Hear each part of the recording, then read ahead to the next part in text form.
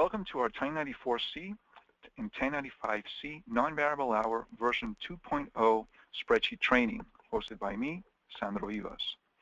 During this presentation, we'll be using our new employee spreadsheet. It has taken longer than expected to deliver these spreadsheets to you, but our partners and us have been working hard to produce accurate and streamlined spreadsheets based on the newest set of IRS guidelines.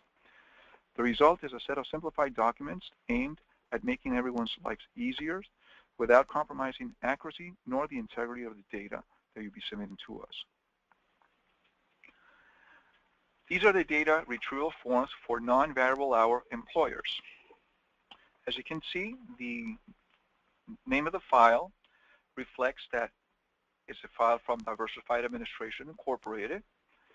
It's an ACA 1095C EmployEE data file. There'll be the company name here that you will replace with the name of your company, the month and year that the particular spreadsheet refers to, and if it's a series of months, you can enter the first month and the last month that's been reported. And this is a version 2.0. As you can see, there's also for self-insured employers a similar named file. So let's take a look at the employee data file. So this is the form. As you can see, we've color-coded it in order to make it easier for you to read the titles of each column. We have also indicated that this is a non-variable hour employee spreadsheet. And we've added this information box where we ask for the employer name, the period that's been reported. Filled by is a person that actually filled the spreadsheet, and we want that person's name in order to contact them if we have any questions or there's any clarifications that are needed. And of course, a phone and email to reach that person. Here to the right, you also find some information in order to help you fill this spreadsheet. Use one row or line per employee. Enter dates as month, day, and year. If additional explanation is needed, use the notes in the first column. We have added this first column here in case that you need to provide some more information for some particular situation for an employee. Then, if you're self-insured, you'll fill the dependent spreadsheet that we'll go over in a little bit. If there were changes during the month, you'll have to copy the employees row and then enter the changes with the corresponding dates.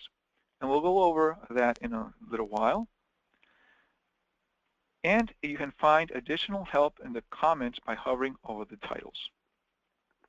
For example, in this first green section that corresponds to the employee information, you hover over Social Security number. It'll say it's a Social Security number and that this is a required field, which means that it has to be filled. It cannot be blank. Similarly, last name is also required. The first name, the middle initial is not required. Address, city, state, zip or postal code, and a country code that is not required for U.S. addresses. The black section corresponds to employment. You have the hire date, term date, job status, employee status, status begin date, and status end date, and the company or division. The hire date is the date the employee was hired, and this is not a required field because there may be instances in which a particular person, such as a spouse, that does not work for the company will not have a date of hire, so that field can remain blank. term date, job status, that now has only 3 options. You have full-time, part-time, and non-employee. The employee status also only has 3 options now, the active, termed, and leave options. Status begin date, which is the date that the job status or employee status changed, and this is a required field.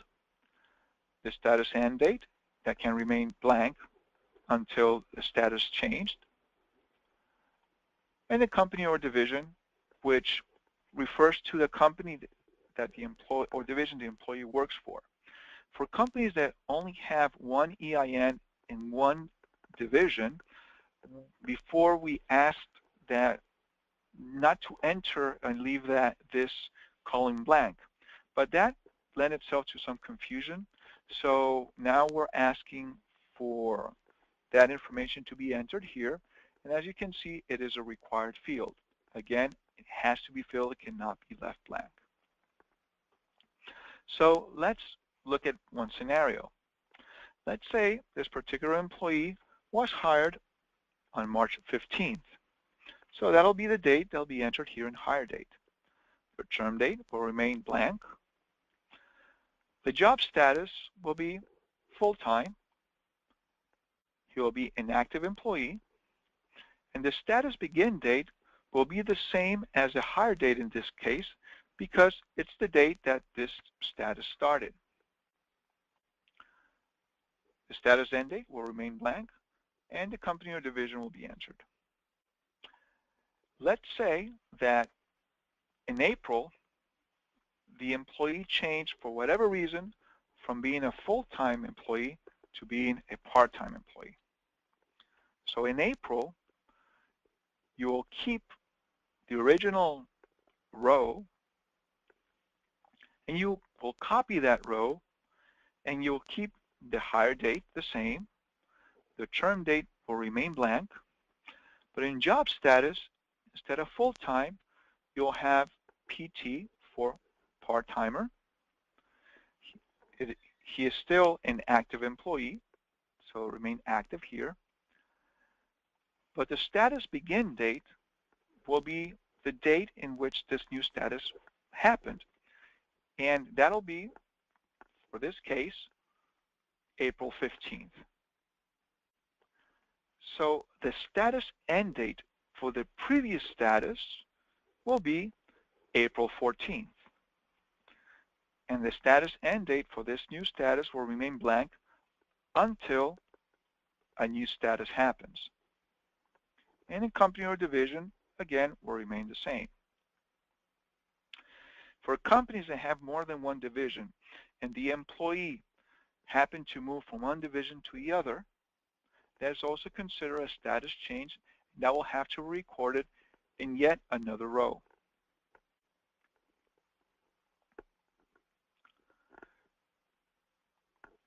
The blue section is the coverage section. The plan ID is the plan descriptor that would have been already noted in the compliance review form that now we call the employer spreadsheet. If this plan ID field might be blank if the employee waived or was not eligible or there was no offer given. So it's not a required field. It may be blank. The coverage type is required field and now has a different set of options. You have not offered, waiting period, insured if he took coverage, waived, he waived the coverage, not eligible except for waiting period, COBRA elected, COBRA waived, and union provided in those cases in which the employee took a union-sponsored coverage. The coverage type is also a required field, and this is a field that relates directly to the coverage type. In the cases where coverage began the previous year in 2014, the date that you should enter here is January 1st of this year, 2015. If the coverage type started during this particular month, you will enter that date. The coverage type end date can remain blank until the coverage ends. And the eligible for coverage with no offer given is in those situations in which an employee is eligible for coverage, but for whatever reason, you decide not to offer coverage to this particular employee. And you are able to do this because for this year, the IRS is asking for you to cover at least 70% of your employees and 95% for next year, which means that for this year, you may decide to not offer coverage to up to 30% of your employees. So if this employee was not offered coverage, even being eligible, in the coverage type, you will note it as not offered.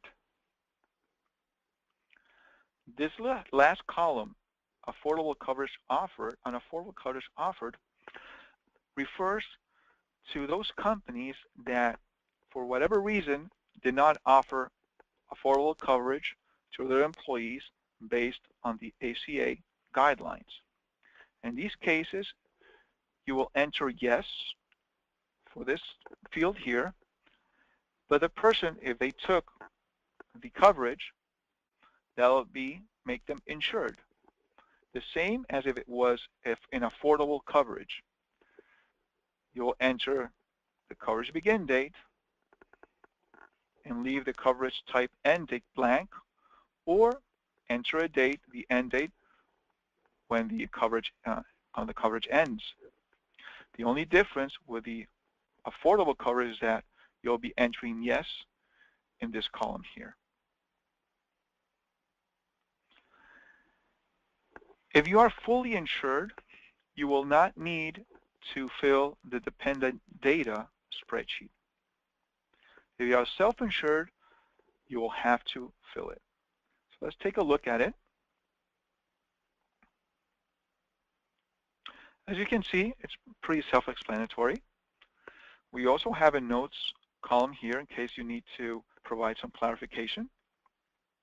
The employee Social Security number, the dependent Social Security number, the dependent's first name, the dependent last name, the dependent relationship to the employee, the dependent date of birth, the dependent start date, and the dependent end date, which refer to the dates that the dependent was included in the coverage and the date that the coverage was either dropped or waived or whatever the case may be. If you have any questions on these spreadsheets or you have the need of any help to fill them, please contact me at 954-983-9970, or you can email me to my direct email, which is Sandro, that is SANDRO @div125.com, and I'll be more than happy to address any questions you might have. Thank you very much for attending this training, and have a great day.